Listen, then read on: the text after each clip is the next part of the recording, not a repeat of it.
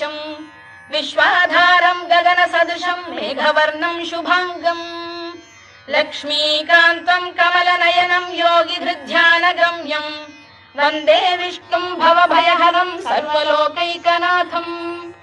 मेघश्यामम् पीतकौशेयवासम् श्रीवत्साङ्कम् कौस्तुभोद्भासिताङ्गम् पुण्योपेतम् पुण्डरीकायताक्षम् विष्णुम् वन्दे सर्वलोकैकनाथम् नमः समस्तभूतानामादिभूताय भूभृते अनेकरूपरूपाय विष्णवे प्रभविष्णवे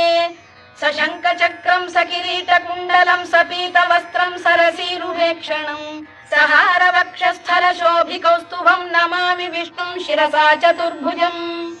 छायायाम् पारिजातस्य हेमसिंहासनोपरि आसीनमम्